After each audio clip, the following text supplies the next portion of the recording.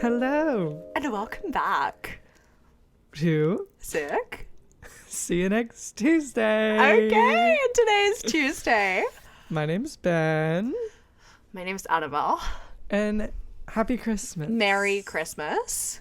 It's December. It's December. It's the month of Santa. It's the most wonderful time of the year. Literally, couldn't have said it better myself. Annabelle and I love Christmas. We do, and it's the month for it. 'Tis the season, as they say. 'Tis the season to be jolly and bright. Fa la la la la. La la. We are not necessarily doing Spooktober. We're not. This is not a Spooktober resurgence. Everyone calm down. I know. So many people have been asking for it. No, literally, we're not blind. We see the comments. Okay, So we're gonna say guys, it calm now. down. We're gonna shut it down now. We're shutting down the rumors. Okay, you guys need to stop.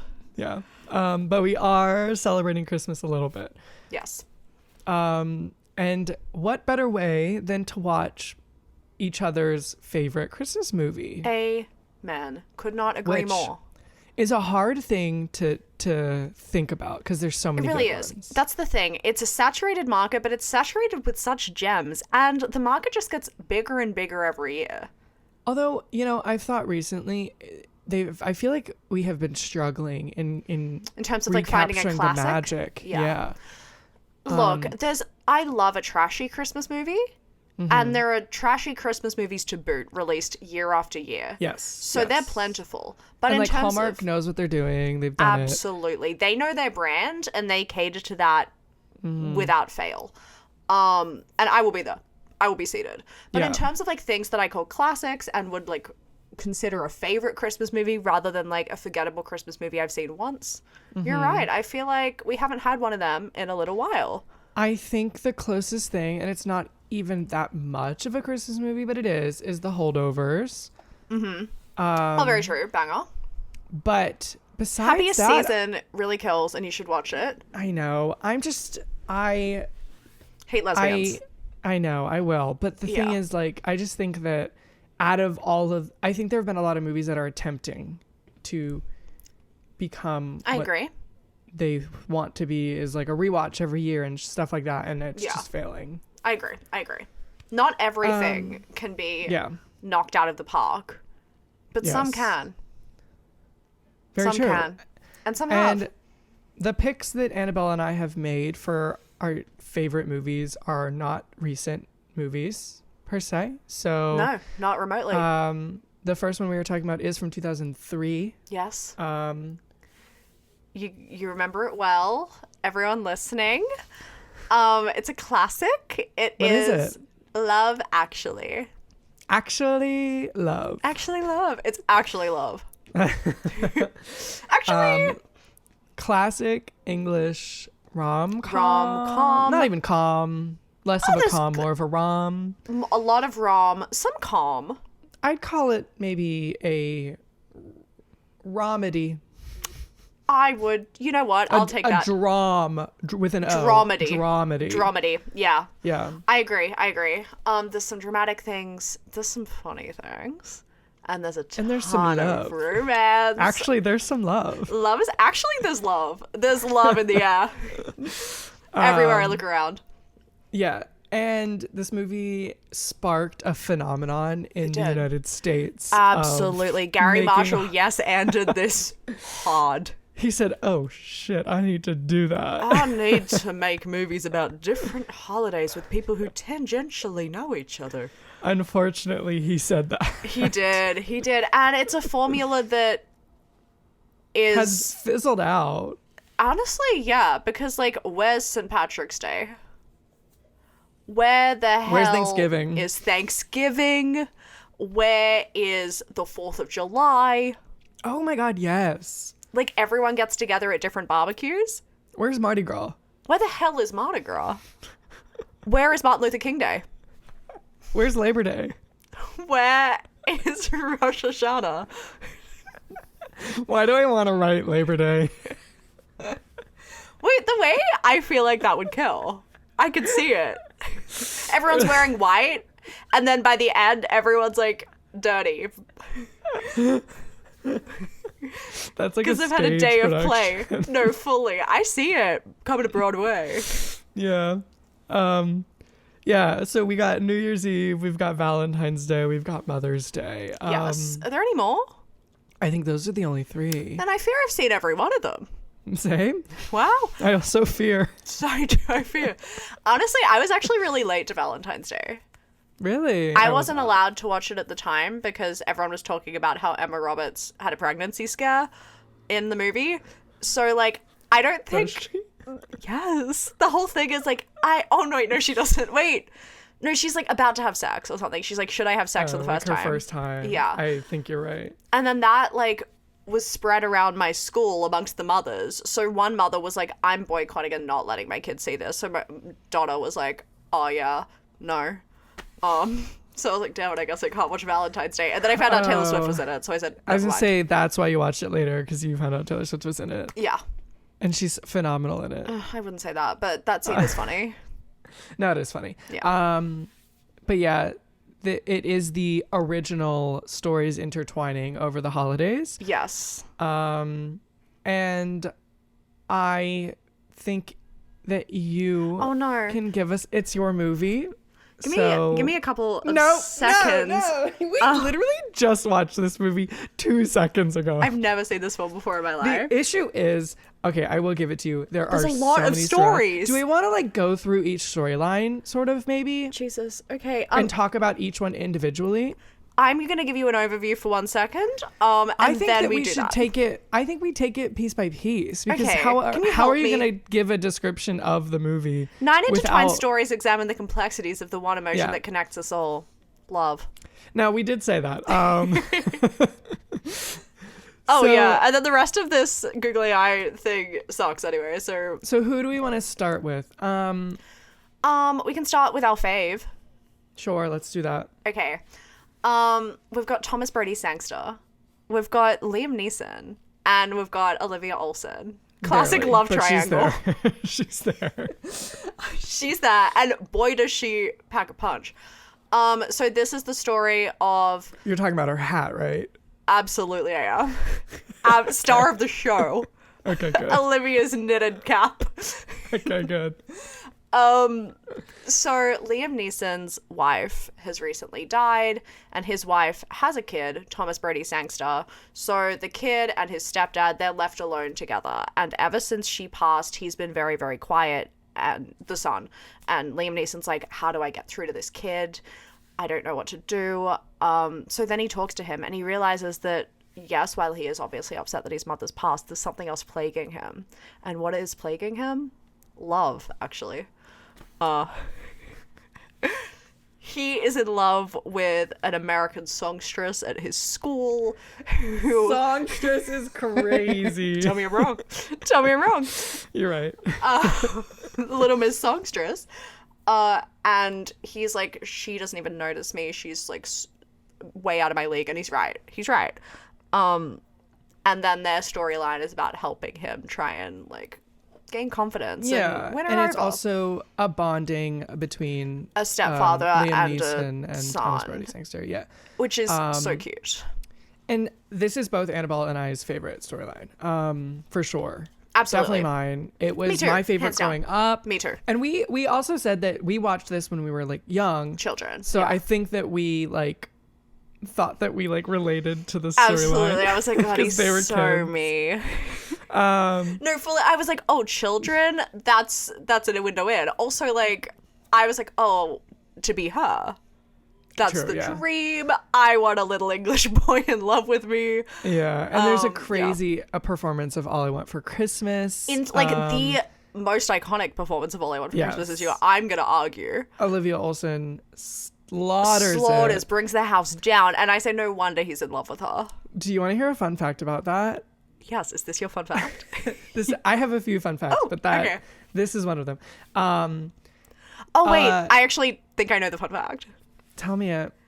No, I don't want to steal your thunder. No, do it. I want you to. Is say the it. fun fact that originally she did it and she had like more runs, and they said that's not realistic for someone your age, and so they made her like simplify it so that she didn't sound as good. You're close. Okay. That you have the gist, but I think you might have some lies in there. Classic.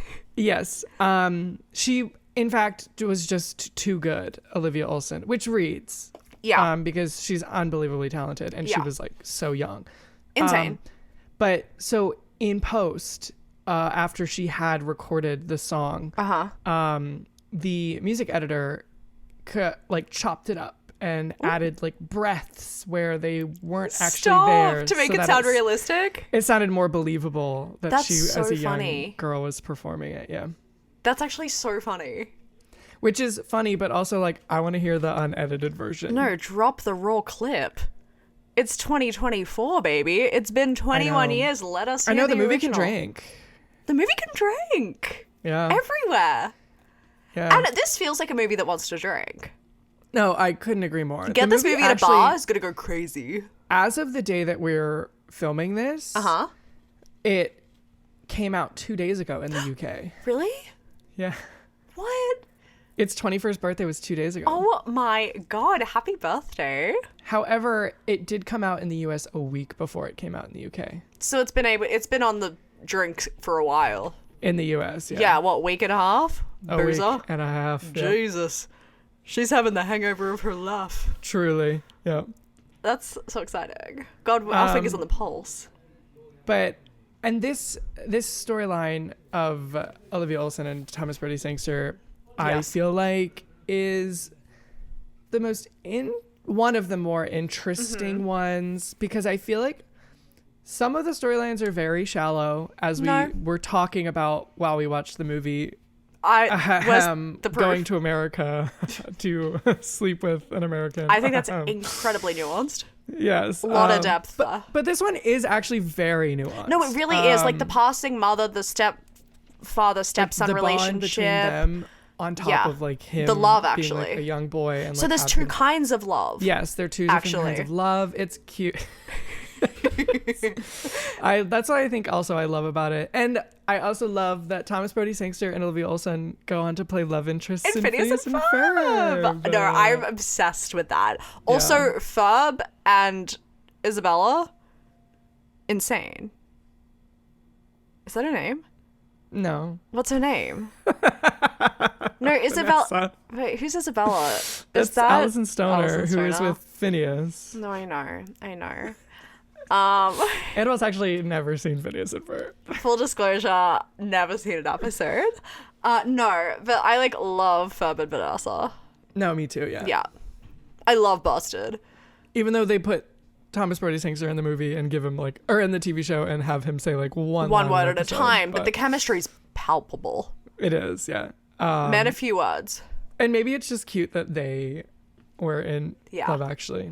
It actually is. So I'll describe the next plot line. Thank you. I'm gonna go with my favorite after this one. Yeah, honestly, what is it? So my favorite plot line is in fact the Keira Knightly plot line. Oh, okay, yeah. This one was made for me. It has Keira Knightly and it has Andrew Lincoln of Walking Dead fame. Yep. And also I'm not gonna be able to pronounce his name. Good luck, because I don't know how to either. Chiwetel Ejiofor. Okay, yeah. I'm not gonna lie, I feel like his name I always just like read and never have even thought of how I would say it out loud. Same. I don't think I've ever heard it out loud either. Neither have I. Otherwise I would have had an idea. Yes, but Google or Wikipedia is telling me it's Chiwetel Ejiofor. Chiwetel Ejiofor. Okay. I mean, yeah, that's kind of phonetic. Yeah. So, except the first name, I don't think I'd pronounce it that way. Chiwetel is probably how I feel like, I'd say like Chiwetel. Yeah. Chiwetel. Yeah. That's fine. But Ejiofor, definitely. However, Keira Knightly and Chiwetel are a married couple. They had just gotten married in the beginning of the movie. Yes, to All You Need Is Love by the Beatles. And Andrew Lincoln plays Chiwetel's best man and best friend. And cinematographer. Films, probably horribly, because I watched him do it, the performance of All You Need Is Love during the wedding. Mm-hmm. And they think that Andrew Lincoln's character, Mark, actually hates Keira Knightly. when in reality he's also in love with her. He's his actually best friend's in love wife. with her. Yeah. Yes. And then she requests the video from the wedding that he had taken Forcefully. Like, in fact, gets Hugo. But while doing it, she is sort of like trying to like smooth things out between them to like be friends. Yeah. Even though it's like an olive branch. But yes. yeah. But he's in love with her. So he doesn't hate her. No. Dramatic irony, if you will. Although we don't know. We actually find out at the same time as her. Yeah. And so he shows her the video, and he doesn't even. She puts it in. He doesn't want her to see it, and she finds the VCR and puts it in the machine. And it is just these beautiful close-ups of Keira Knightley's beautiful face. Absolutely. And nothing else. It looks like if someone like fan edited a ship and just like found all of the close-ups of people, like that's what it looks like. Yes, but yeah, it's all. But it's Keira him. Knightley. He made that. He is like really uncomfortable and leaves. Yeah, he just runs from his own apartment. Yeah. And so Christmas Eve comes, and he shows up at the married couple's door. Yes. With these large cue cards, while Silent Night is playing on the boombox, I think. Yes, it is. Or is Silent... it Oh Holy Night? No, it's Silent Night. Okay. Yeah. I thought it was Silent Night. And the messages are basically saying that like he loves her, but he understands that it will never happen, and he's gonna keep on loving her until they're gonna be friends. She's old, but yeah, like it's chill. Also, like that's his best friend's wife, so that's crazy. Yeah. On these, honestly, maybe one of the more iconic moments of the movie. I was gonna say it's like a famous knows. scene. Yeah, you've probably seen it referenced somewhere because it gets parodied a lot. Yes, and namely in IKEA. One of the IKEA Heights episodes, the Christmas edition. It gets parodied it's there. Also probably like the first image that will come up if you Google the movie. Those were written in his handwriting, by the way. Really? He wrote those, yes. So how legible. Gives his message to her and leaves. And but she doesn't let him. She runs out, catches up to him, gives him a little kiss on the lips. Yeah, full lip. And then he like leaves, and he says like, enough. Yes. Basically sort of like that's enough. Accepting that it's over. Like they're gonna be friends and that's it. Yeah. Crazy plot line. Crazy plot line. And yeah. One that honestly I didn't love as a child. Sure. I think just because I said they're old, I'm not She's 17 years old. No, I was like, I don't know, like married couple, messy, like that's crazy, and I just like didn't care that much. But honestly, like now as an adult, I'm like, what a mature little storyline. It is, and the way that it is wrapped up, the way they handle it. Yeah, I love that. It's very mature. Yeah. I don't know why she kisses him. No, she said, I'll give you a little bit of what you're missing out on. Stop. She's like, you'll never have this. One taste and you're done. The song Taste was about Keira Knightly and Andrew Lincoln wrote Taste. Wait, literally.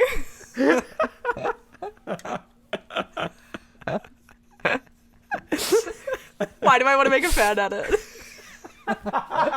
Wait, please do. Please. Dropping December 25th. Stay tuned.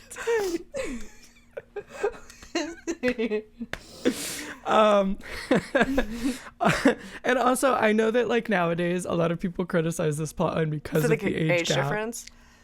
But surely in it she's not supposed to be 17. She's not supposed to be 17. So we don't criticize the plot. We are just saying, hey, maybe cast someone older next time. Yeah, that's what we said. We were like, Keira Knightley didn't need to be cast. Like, they could have cast somebody of age. It's not like they needed to cast a 17-year-old. That's, in fact, crazy that they did. But I love Keira Knightley, and I'm glad to see her face. Also, she didn't... They kissed once very chastely. There's like, nothing... There's nothing... Yeah. content-wise that she couldn't film. Yeah. So I think it's Yeah, fine. and it's not like they're making out. Like, it was like No. a kiss on the lips and then she left. Absolutely. Like, I'm sorry, Kirsten Dunst and Brad Pitt, that's crazier. Very true. Yeah. I do need to say, Did I say Kirsten Dunst's name right? no, that's not what I was gonna say. I was gonna say I made that a mental note. Keira Knightly is literally 5 years older than Thomas Brodie-Sangster. That's crazy. Oh, I hate that. He's 12. He looks 4 years old. I know. You're telling me that they could be at the same school? He's in year 7 and she's in always year looked 12. really young, though. Yeah. I mean, he still looks young. Yeah. Yeah. But yeah, they're 5 years apart. That's insane. I hate every second of that.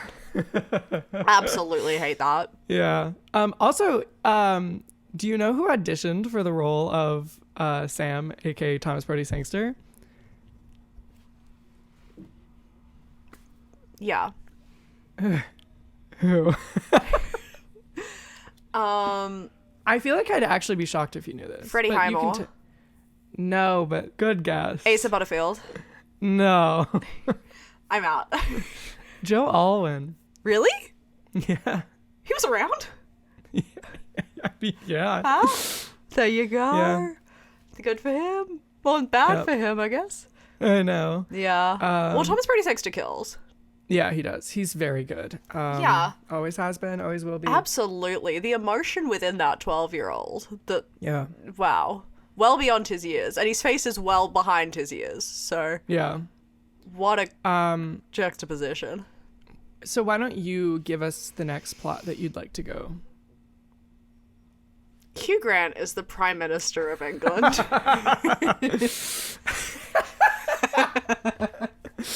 I love this one, yes. Yes. He is the newly appointed Prime Minister, so he doesn't really know what he's doing. He's kind of finding his footing in the job. He's a little bit goofy. He's a little bit silly. He's not your average Prime Minister.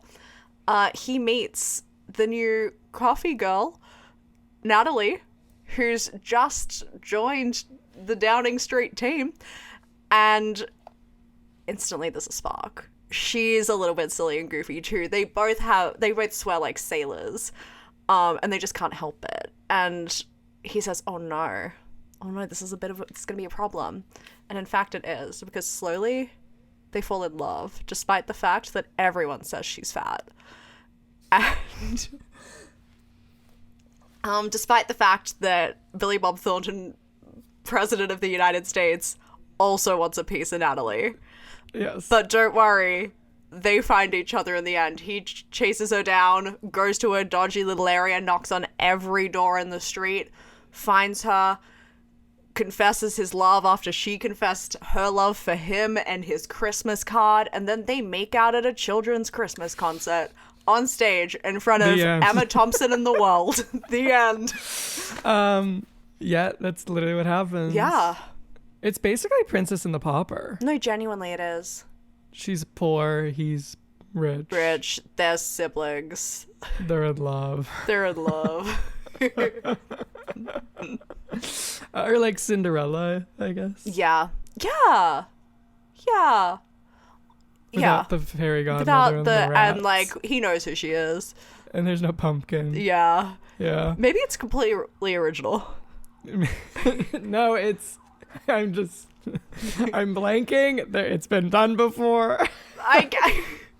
There's like a story like that though. Yeah. Yeah. Although in Starstruck she doesn't like know who he is really. Oh well, she does because her sister. Yeah, is, like, she just like isn't. She doesn't care. Yeah. Yeah, like Natalie doesn't care about the prime minister. She doesn't care that he's the prime minister, and he doesn't really care that he's the prime minister. Honestly, see, I'd argue this is one of those shallow plots, but this one kills. I love it. Okay, yay. Like, yeah, it's not deep by any means, but it is fun. No, yeah, and just a little it is workplace romance. It's up there for me. HR is probably having a losing their mind, especially after the public makeout at the Christmas concert. No way, Prime Minister caught making out at a children's concert. Wild. Making out with his publicist is probably losing their mind. Losing her mind. But fun. Like, have a good time. I also think it just really helps that I really like them both. So Love him. Well, okay.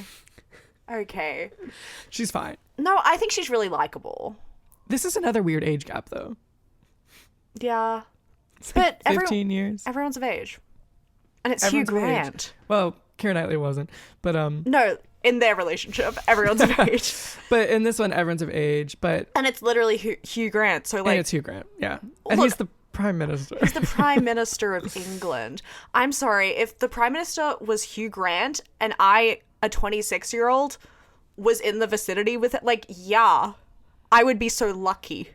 I'm surprised they didn't, like, cut this from America because of how they, like, make the U.S. president to be, like, a sleazeball. No, 100%. I remember growing up, my mom was always talking about how they represented America in this movie, and she thought that Americans wouldn't like it. Yeah. No, Americans love this movie. This is a very beloved movie in America, but I am just shocked that they did that. And people, I wonder, maybe there was like a, how dare they? But yeah. Should we move to the next one? Yes. I'm trying to think of what would be like my next favorite. I think I'm gonna go Alan Rickman. Okay. Yeah. What? He works in like a design company. Yes. And he is married to Emma Thompson, and they have two children. He should be so lucky. And they have two children. Jesus. And okay, Drag Race. My ride's here. Sorry. He's got to go. I've got to go. And he has a secretary who is a forwardly sexual woman. That's such a PC way of saying whore. Who very openly flirts with a married man in her Rickman. office. I'd say gold digger. I would. I think she's just looking to maybe just to get up the ladder. I don't know what she's trying to do because I don't think she's sexually attracted to Alan Rickman because let's be honest, we've all seen him. Don't speak ill of the dead. I'm not speaking ill. I'm being mean. You are. You are. So yeah, I personally wouldn't. Yeah. And so they are Christmas shopping, him and his wife. Don't know why he would do this while he's Christmas shopping with his wife. No, bold, brazen. It's because he got a phone call from his little slut immediately. Saying what she wants. She says she wants like a she wants gold. Like gold. And so what does he do? He and a necklace. From Rowan Atkinson. And Emma Thompson ends up finding it in his coat, assuming obviously that he bought this necklace for her. As However, she would. On Christmas Eve, she does not open a gold necklace, but what does she open? A Joni Mitchell CD. Which she should be lucky. Like, what a gift. Look, she says earlier in the film, like, I love Joni Mitchell, so he thinks he's really knocking it out of the park. Yeah. But that makes her realize that the necklace was not for her. Yeah. And I think she knows exactly who it's for.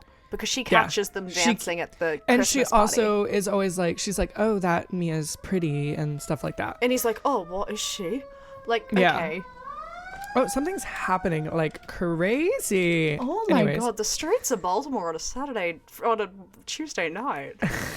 Yeah, it's Tuesday, Annabel. Sorry.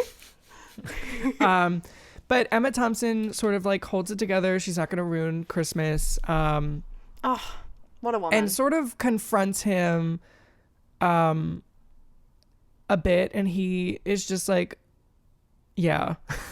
He's like, yeah, so true. I actually did buy this gift for another woman hoping to sleep with her and not you. Sorry, babe.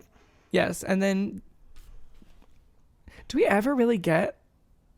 I'm assuming like she leaves him after. In the flash forward a year later, we see her at the airport and she's with him. So they stay together. Because the thing is, I think the last time we see them is when they're leaving the play, correct? But then at the airport a year later when they're meeting Natalie and Hugh, she's because she said she was really tanned. You're right, and they were Yeah. together. So they were they together. must have worked it out. Couples Because therapy. he doesn't actually cheat. He doesn't, just yes. emotionally cheats. Although buying the necklace for her seems like a step. Oh, it's definitely a step, but I guess because he hasn't done it yet, they can like maybe work it out. Yeah. And also, I They don't must think he have did it gone to a lot because of he couples wasn't therapy. in love with Emma Thompson. He's just annoying.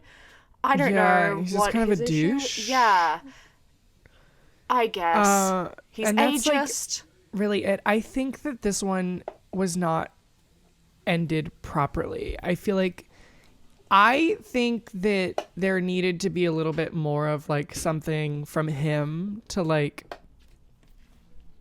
me as an audience amends. member to like be like, oh, I think that they should like stay together as a couple. That's true. But I don't think they really give that to us. They don't. I kind of like it in the way that like it's like like things happen and things don't fully get resolved. Like I like that like element. But then when you see them back together, it's like, oh, okay.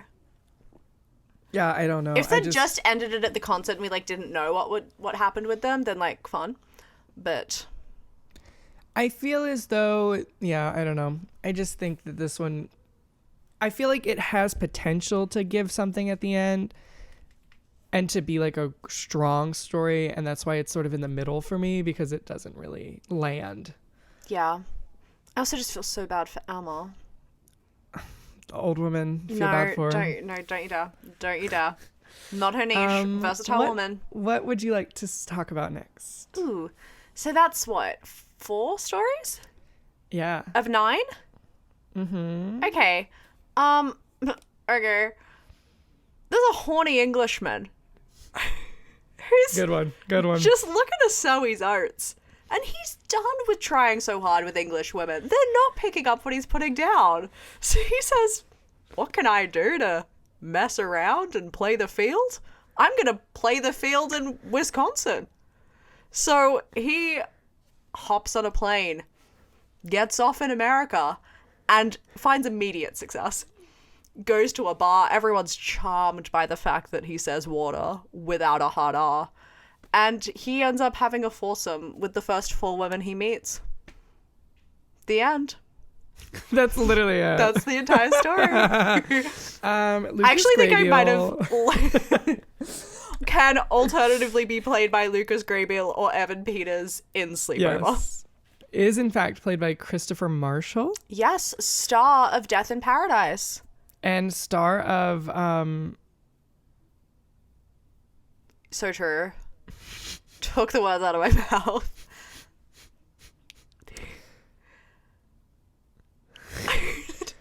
Yep. The anticipation's killing me. That's it. No, he's done a bit. Yeah. I mean, I know him from... He takes over from Ben Miller in Death in Paradise. And the spinoff. Yes. Yes. And that's about it. And he's great in Death in Paradise. I love him. I feel... How old is this man? He's 51 years old. Yeah, now. Oh, sure, I guess. It was 21 years ago. So he would have been 30. I would have thought he was like 22 in that movie or something. He does look young. He does look young. Good for him. Mm-hmm. He was also in a TV show that my mum's been watching a ton. And I think someone said because of his character in that, they got him to play that same character in Love Actually. Because his character in that show is very, very similar. Gotcha. Yeah.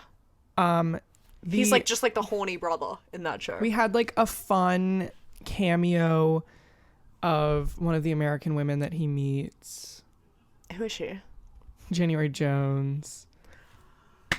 Oh my god. Okay, when you were saying that woman looked like people, I was like, she looks famous in her own right. It's literally Yes, January Jones. it is Okay, we January also Jones. talked about January Jones last week on the podcast. Did we really? 2 weeks ago on the podcast for the did Princess we talk Diaries about? episode. Because she was the alternative casting for you're Mia right, you're right. Thermopolis You're Rinaldi. right. Yeah. Friend of the did. pod, January Jones. January Jones loves sexy next January Jones is Tuesday. obsessed with us. And also, we forgot to mention in the previous story, the jewelry salesman is in fact played by Rowan Atkinson. I said it. Did we? I did, but I said it quietly. I was shy. that's shocking. Who also shows up in Thomas Brodie-Sangster's story at the end. He helps distract the airport guard. security so that he can The speed guard. on through. The guard. It's England. They're all guards. So he's got a little bit of 2 cameo there. Who auditioned for that role? Who? Simon Pegg. Oh. I could see it. I can see it, but Rowan Atkinson's slow, especially in the like gift wrapping scene, like he kills. He's so I believe that's so Rowan coded. I think Richard Curtis had previously worked with Rowan Atkinson, and that's why he gave it to him. But honestly, it didn't occur to me that anyone else would even audition for that role. Yeah, right. Like to me, it just seemed like someone said, "Hey, "We should be so lucky, Senor Bean." And the other Senor Bean. The other thing is that character was originally supposed to be like a guardian, like an angel, like a Christmas angel. Gotcha. Okay, yeah. Well, he kind of gives it. Yeah, I think it in was the second written scene. more in it of like of it being obvious, whereas this is subtle. They like subtly It's the little nod in the like airport scene that you're like, okay, sure. Because I'm like, how do you even know? But in the first scene, it's not giving Guardian Angel at all. It's just give Rowan Atkinson a cameo. Also, it's giving cheat on your wife. Cheat on her. And this is how lovely it's going to be. Yeah. Yeah. But yeah, the story of the guy going to America, this is what I mean in the fact that we're just having fun. Well, the thing is, what a plot. You can't have 9 in-depth stories. This is just like a side little fun, silly story that doesn't get a lot of screen time, honestly. This leads me to, we can cut some. We don't need them all. I wouldn't say that. I would. We want an all-star English cast. Prime example.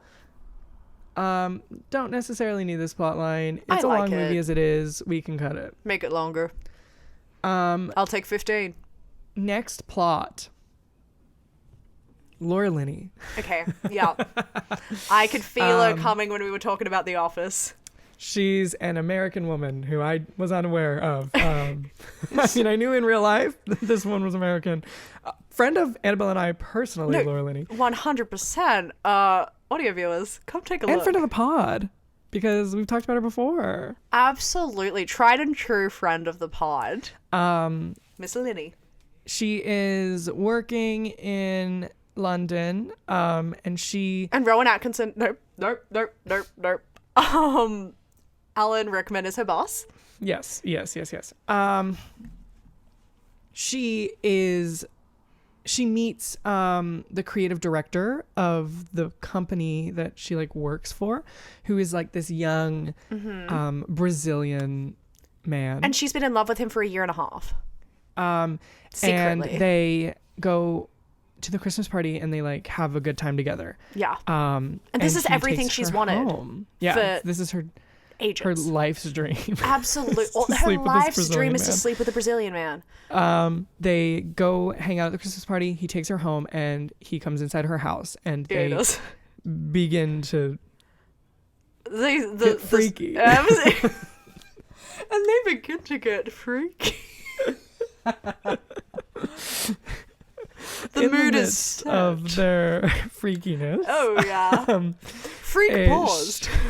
She receives a phone call from her brother, who is in a psychiatric hospital. And it sort of just mood stops killer. Everything. Yeah. I'd say it's quite a mood killer. Yeah. And Brazilian man definitely said mood killer. He ran for the hills. Actually, relationship killer. Yeah. Yeah.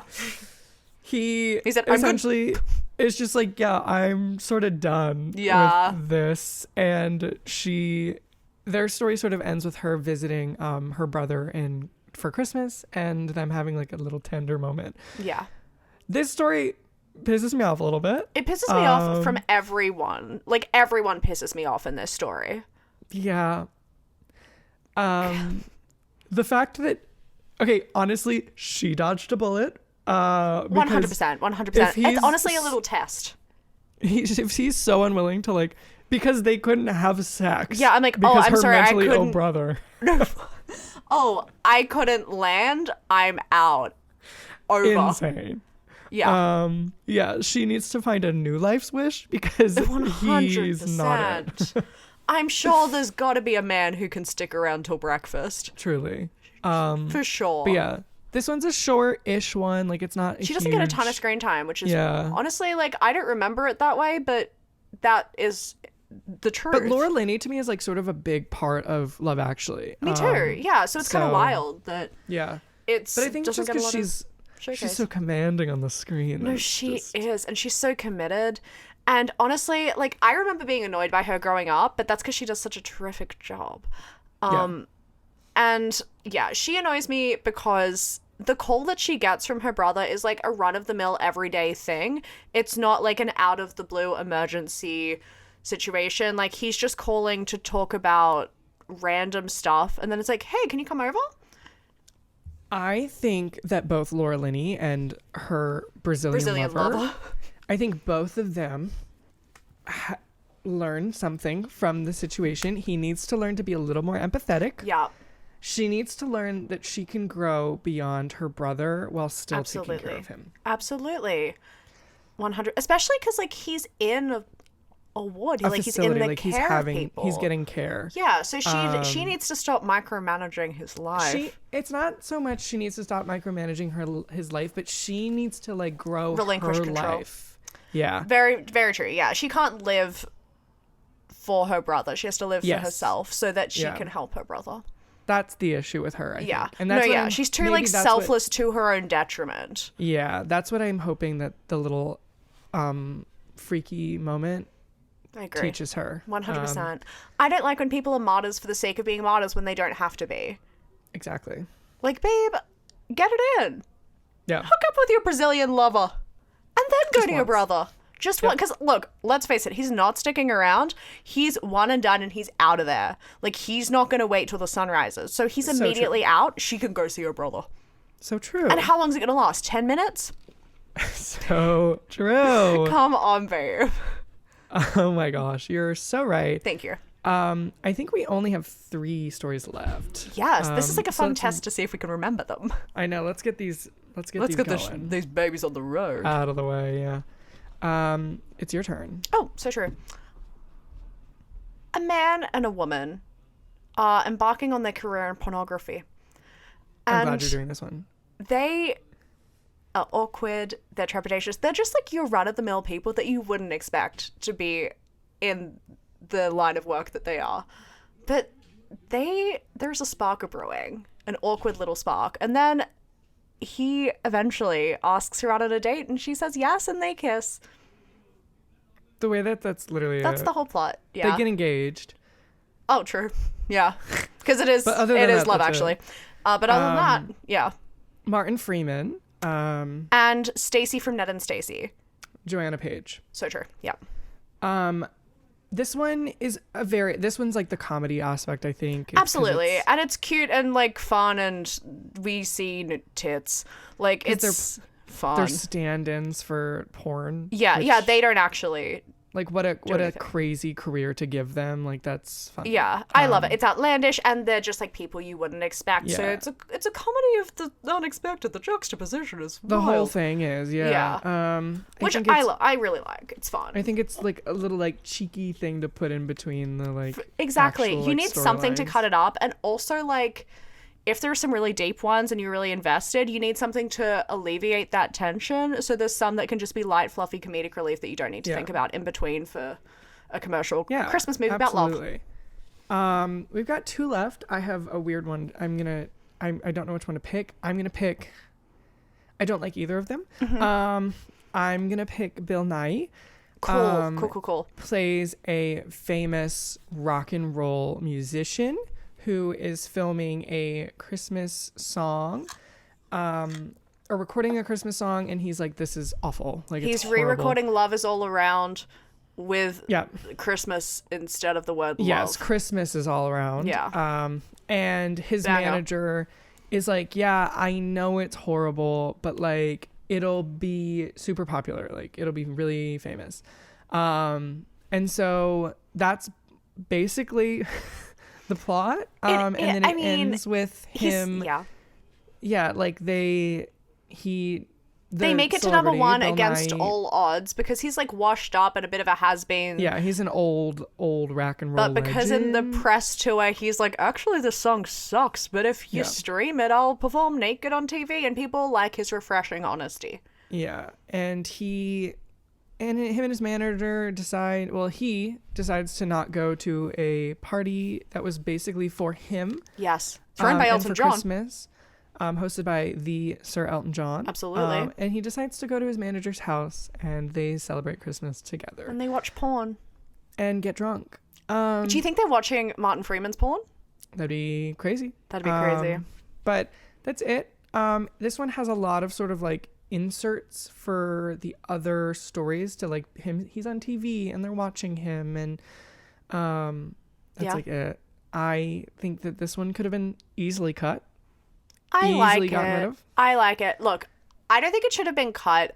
I think it could have been cut down because he does get a lot of screen time for a story that's quite like simple. But I think I like Bill Nighy. He's funny.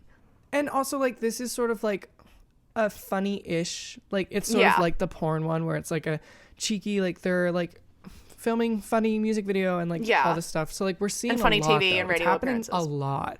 Yeah. And sure, it's breaking up the stories of like an easy way to like sort of have something in between each one. But like you said, I think it does. Sure, keep it, cut it down. I don't think it needs to be as much screen time. I agree with that. Even to the point where I'm like the ending part, as like wholesome and cute as it is, that they're like celebrating Christmas together, it's almost unnecessary. No, I don't like that. I just think the entire time he's complaining about, he's like, oh my God, like I want like success and now I'm just like washed up and spending time with you. And then when he gets success, he then ends up choosing his friend because he was supposed to be all along. That's why I'm like, I don't think it needed to be a story. Like just make it about a washed up rock and roll legend who's trying to record a Christmas song and let that be it and have the other But then where's the love like, actually? See this Christmas song. I don't care. I like the love. I've got enough love actually. You cynical bastard. But again, this is sort of the small ones that I like just it. Sort of I like it. I think cut down on the screen time, sure. If you need the movie to be shorter. Take us away with the last one. Colin Firth is sexy. And he's a writer. And he's happily married until his wife cheats on him with his friend. So he needs to get away from it all. This is too much. He decides to go to Portugal? I've got to assume. I would have said somewhere where they speak Portuguese. Brazil? It is in fact France. Somewhere where they speak Portuguese. He needs to get away and he's like, you know what? I'm just going to get away from it all and I'm going to write my novel. And then he gets a sexy little housemaid who comes and assists him, except, oh no, he can't just focus on his book because he's distracted. And even though they don't speak the same language, it turns out you don't need words to communicate. You can just be horny. And then they both go their separate ways at the end of this stint. Yeah? Finish. I have something to say. Okay. They go their separate ways, except they can't stop thinking about each other. Well, at least Colin can't stop thinking about her. So he goes to classes, he learns Portuguese, he hops on a plane, he goes to where she is, he goes to the restaurant that she's working in, contacts her family, they all storm there. He, in Portuguese, proposes to her, and then she, in English, because she learnt it for him, says yes. And it's love, actually. You know how I said, like, oh, like, some of these stories are deep, some of them are really shallow? Uh-huh. I'd argue that this might be the shallowest of the storylines, solely because it's literally There's no real connection? No, it's literally saying you just have to be physically attracted to somebody. That's it. 100%. No, like, I mean, yeah. But I think they're trying to say, like, oh, even though there's, like, a love barrier. knows no... Yeah. There's no English, like, language barrier. Exactly. Because otherwise they would have just had sex and never seen each other again. They've had zero conversations with each other, and the attraction grows when she takes off her clothes on his pier. That's true. That's true. I will give you that. This is like actually thinking about it now. I'm like, that's crazy. Yeah. This is. I don't think that they're giving the message they think they are. Yeah. It is They're like, cute "You that just they have to be both sexually learned each attracted." other's language for each other. Yeah, she learned the word yes. She said other words in broken English. Yeah. Yeah. I think it's nice. I also was unaware that, I mean, obviously, like, I'm sure people speak Portuguese in France. In fact, 1.5% of the population of France speak Portuguese. Oh, there you go. She is part of that. Very much so. So true.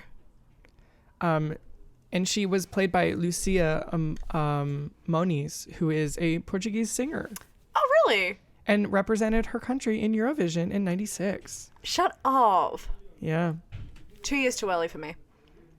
Because I was watching Come 98. Yeah. Yeah. But yeah, that's all the stories. That's all the stories. And yeah.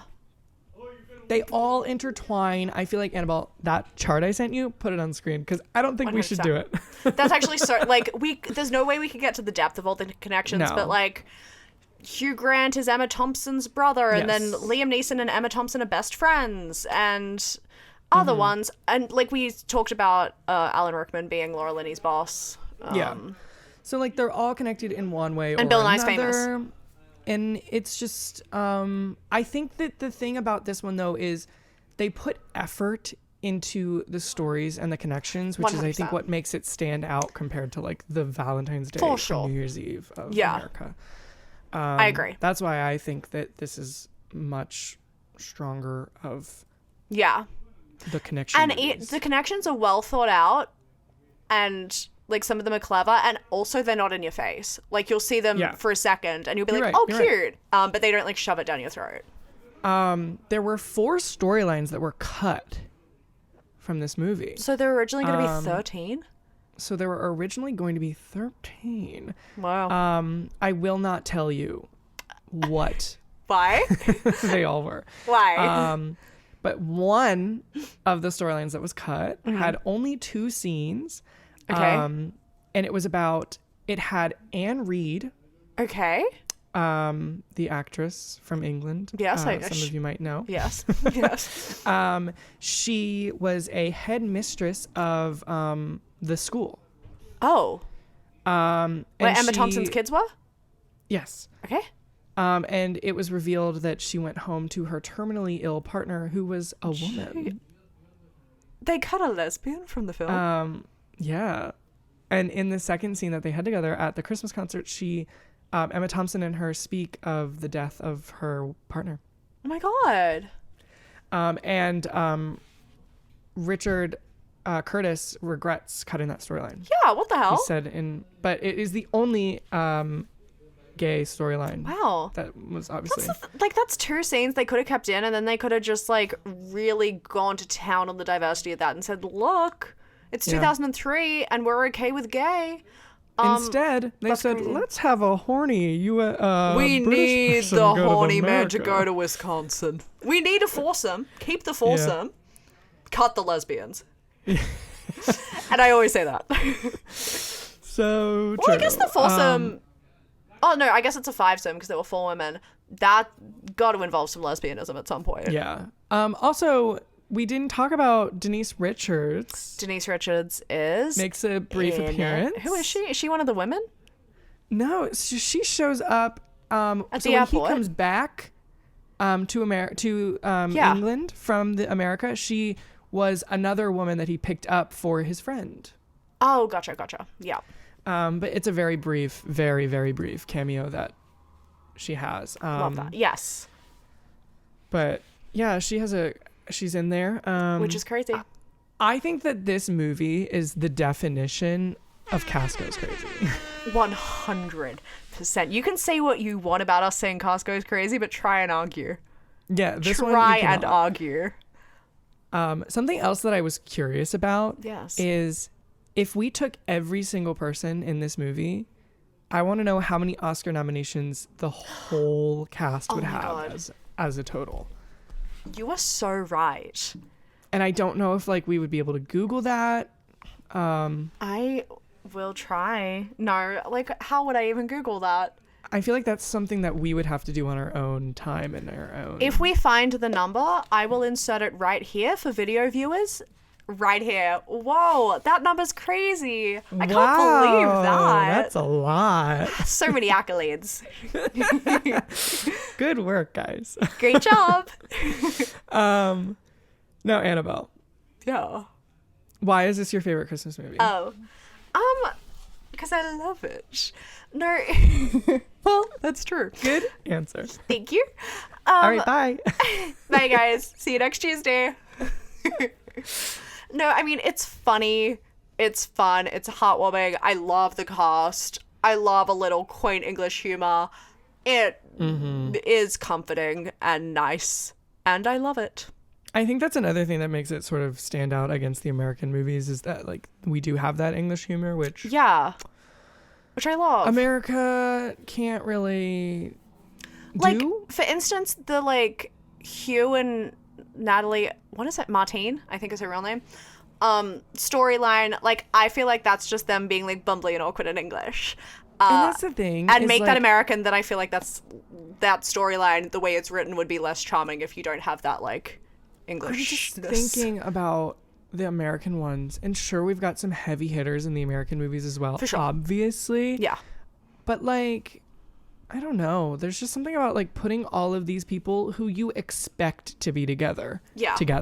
Whereas the American ones, I think, were just like, these are some celebrities. And we're going to chuck them in a room. movie. Also, like, even though this is, like, a big deal, and I'm sure the budget was, like, big, it doesn't feel like a big budget blockbuster. I agree. Whereas the American ones definitely feel like a blockbuster cash grab kind of situation. And, like, we don't care if people have chemistry, let's just do it. I can tell you the comparison. Yeah. So Love Actually had a budget of $40 million. Jesus Christ. I guess because Costco's crazy. Worldwide box office success of $250 million. Jesus. All right. Good for them. Valentine's Day had a budget of $52 million. Okay, so only So 12 they're million not more. Horribly different. And also, like, they're years apart. Yeah. Because Valentine's Day is 2010? They're 7 years apart, yeah. Yeah. And so while Love Actually made $250 million at the box office, Valentine's Day made $216. Oh, okay, wow. Yeah. There you go. But yeah, I've got to just assume that that's, like, the Hollywoodification of it. that's literally what it is. It's like, even though it has that massive budget, it feels sort of like a small budget It does. movie. And I think that's like the English part of it. I agree, yeah. Because Valentine's Day feels like a blockbuster. Oh, 100%. And so does New Year's Eve, for sure. Yeah. And Mother's Day does kind of accept... The way I barely associate Mother's Day with those movies, even though it is. I associate it with it just... I don't know. Like, when it came It's out, I Gary was like, we're doing Marshall. this again? It is Gary Marshall. I was and it is a locked and clocked holiday. in. I think because, like, I was really curious to see what Shay Mitchell was going to do after Pretty Little Liars. And she is in that. And I said, oh, and she's not good in it. Love you, though. I watched it for Britt Robertson. Sure. Funnily enough. Britt Robertson and Jack Whitehall go crazy on that. I have not seen that movie in forever. I saw it in cinemas once. And look, it's not like I had a bad time. Like, I watched those movies and I was like, sure, fun. That's, how I felt Great. about all of them. Yeah. Exactly. And it's, but I'm never going to watch them. Particularly Mother's Day, like, I'm never going to watch that again. New Year's Eve, I will watch again. Leah Michelle, I'm locked and clocked in for you, babe. Don't worry. But the others, like, no, I'm good. Yeah. I just also realized, unrelated, Yes. Gary Marshall is not dead. going to be here for Princess Diaries 3. Oh my god, wait, that's actually so sad. I know. Aw. Just hit Gary. me. Oh my god. What a sour note to I'm so sorry. talk about on the pod. It's Christmas. We Ben. love Christmas. We love Merry Christmas. Yeah. Ben, how do you feel about this movie? I have mixed feelings about this movie. Okay. I've seen it many a times. Yeah. I have not seen it in maybe 3 years since we most recently watched it. Yes. I think me when too. I watched it 3 years ago, Mm-hmm. I was not a huge fan. I know. I found it to be a little boring, I think. What? What movie were you watching? Remember loving, as a kid, I loved the Thomas Brodie-Sangster. Yeah. I loved the Olivia Olsen of it.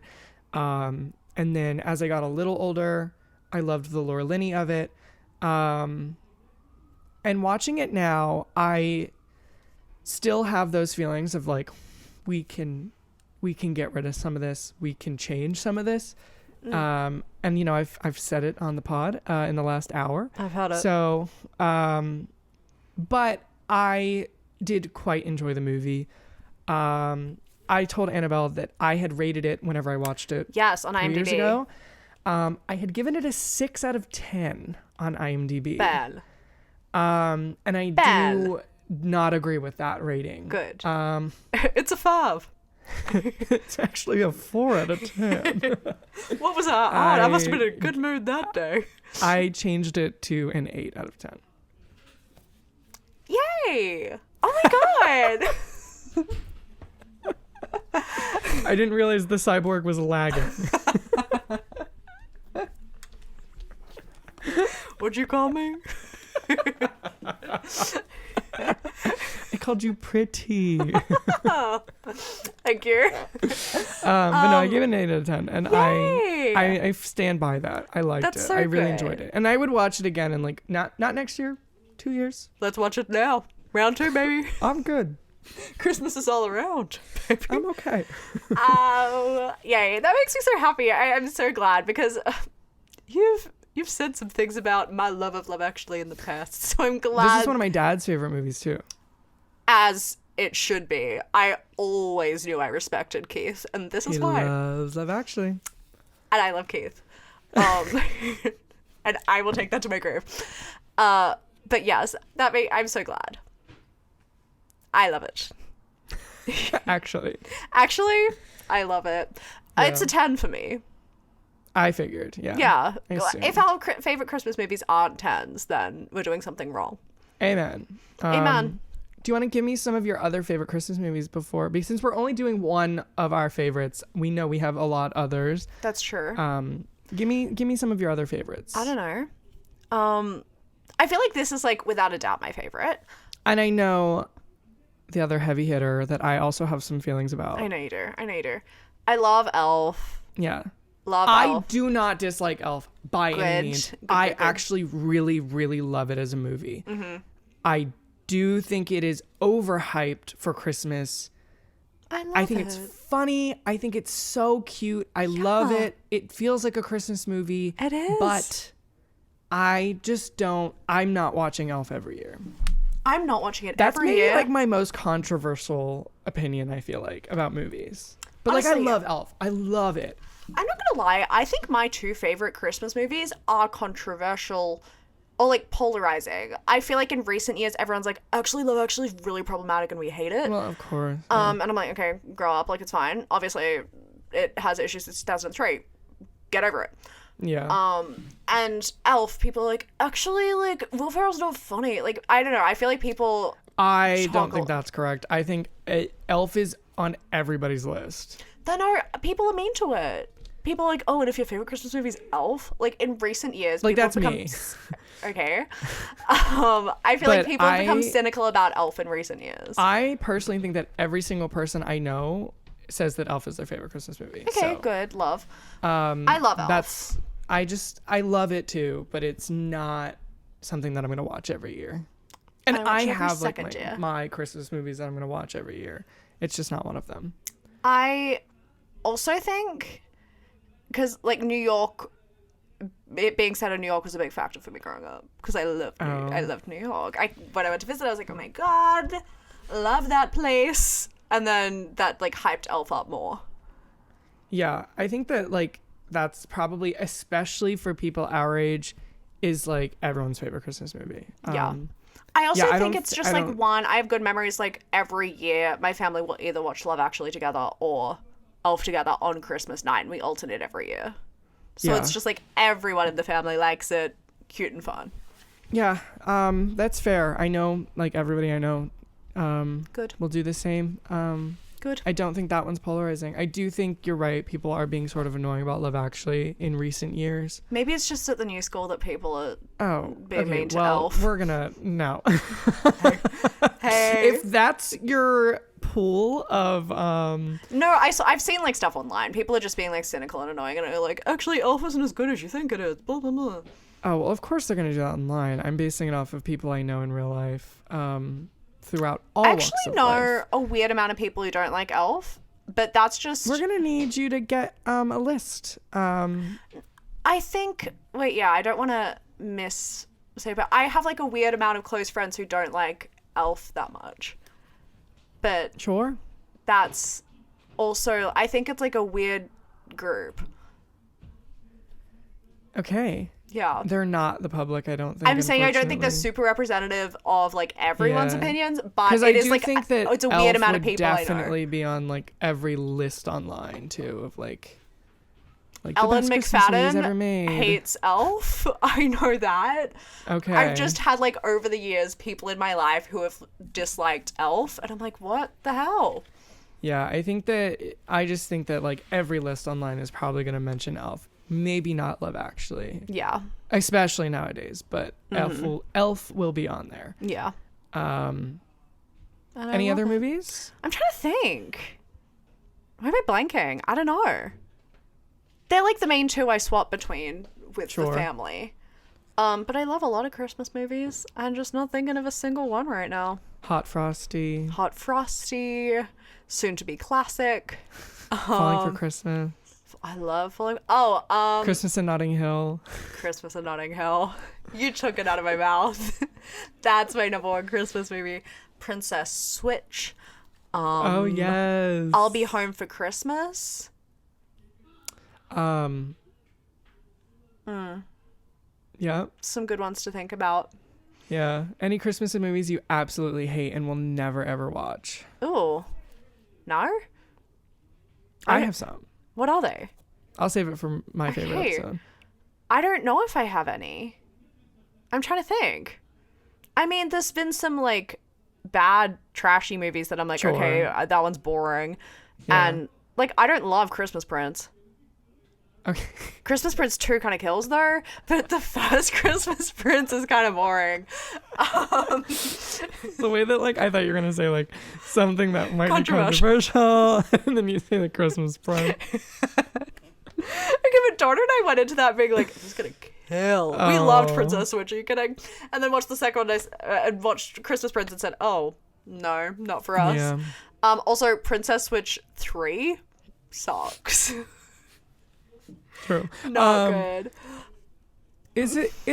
Am I making this up, or is Laura Morano's Cinderella story a Christmas version? It is, in fact, a Christmas Cinderella story. The Christmas Wish. Something. Christmas Wish.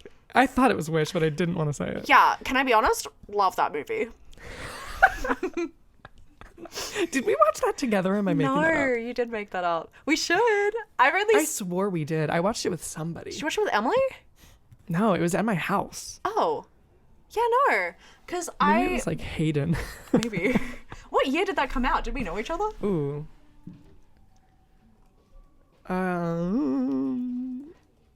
It came out in 2019, so we did know each other. We did know each other.